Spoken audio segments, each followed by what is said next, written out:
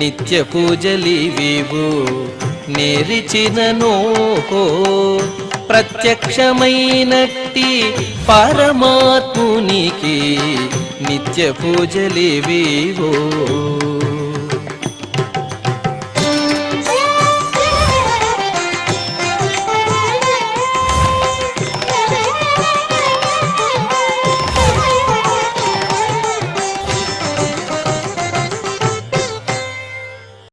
ఓం నమో వెంకటేశాయ. ఈరోజు ఆదివారము, శ్రీ శోభకృతనామ సంవత్సరము, ఉత్తరాయణము, శిశిర ఋతువు, పాల్గొన మాసము, కృష్ణపక్షము, షష్ఠి తిథి, జ్యేష్ఠ నక్షత్రము, మార్చి 31, 2024.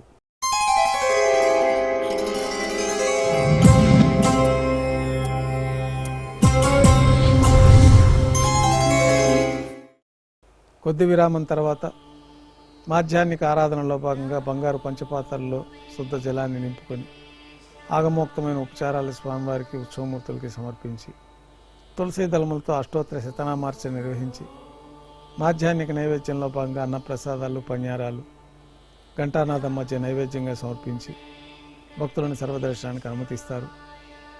ఉభయ దేవేరులతో శ్రీ మలయప్ప స్వామివారు బంగారు తిరిచిపోయిన వేంచేసి మేళ తాళాలతో ఊరేగింపుగా విమాన ప్రదక్షిణంగా సంపంగి ప్రాకారంలో గల కళ్యాణ మండపానికి చేరుకుంటారు. కళ్యాణోత్సవం ప్రారంభమవుతుంది.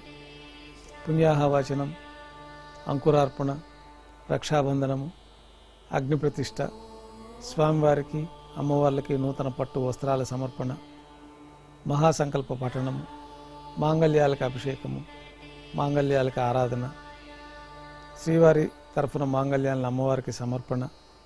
ఈ సందర్భంగా శ్రీవారికి కర్పూర నీరాజనం, అమ్మవార్లకి కర్పూర నీరాజనం సమర్పించి విశేషమైన హోమాలతో పూర్ణాహుతి పూర్తయిన తర్వాత మాలా పరివర్తనం కార్యక్రమాన్ని నిర్వహించి ఉభయ దేవేరుల్ని శ్రీవారి చెంతకు చేర్చి ఈ సందర్భంగా అక్షతారోపణం అనే వైదిక కార్యక్రమాన్ని నిర్వహించి స్వామివారికి కర్పూర నీరాజనం, నైవేద్యం, తిరిగి కర్పూర నీరాజనంతో కళ్యాణోత్సవం పూర్తి అవుతుంది.